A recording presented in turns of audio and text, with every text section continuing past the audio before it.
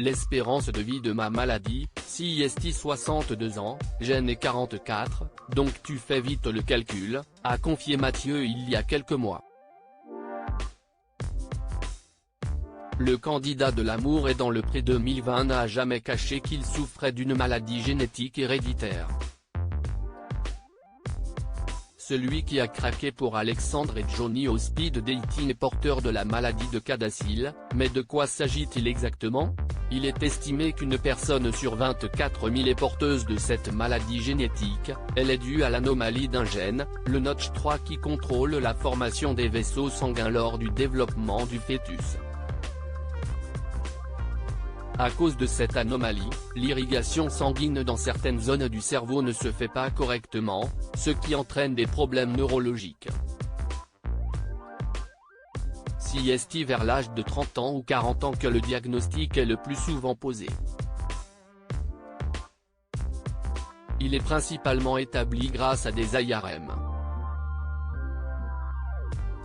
Si les symptômes sont variables d'un individu à l'autre, les principales manifestations sont les suivantes: migraine, AVC, accident vasculaire cérébral, troubles psychiatriques et cognitifs, évolution vers une démence, épilepsie.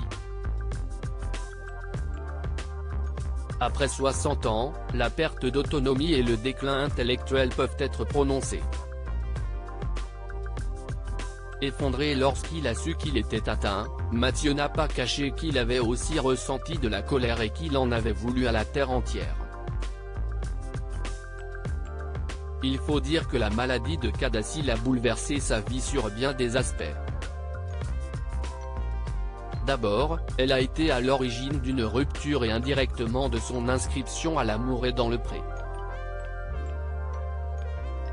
Dans l'épisode diffusé le 28 septembre 2020 sur M6, Mathieu a expliqué: « Quand je me suis inscrit, j'étais encore avec quelqu'un.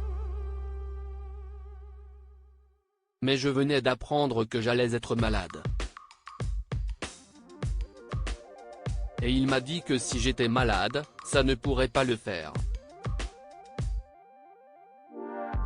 Ça faisait 2 ans qu'on était ensemble. Le soir même, d'énervement, je surfais sur internet, et j'ai vu une pub pour l'Amour est dans le Pré.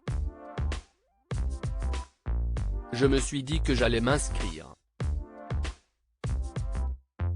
J'ai conscience que pour quelqu'un, ça peut être compliqué.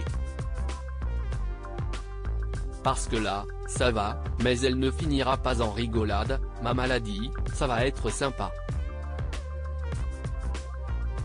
L'autre conséquence a été que Mathieu a arrêté sa démarche pour GPA, gestation pour autrui, car la maladie de CADASIL est héréditaire, avec une probabilité de 1 sur 2 de transmettre le gène anormal à ses enfants.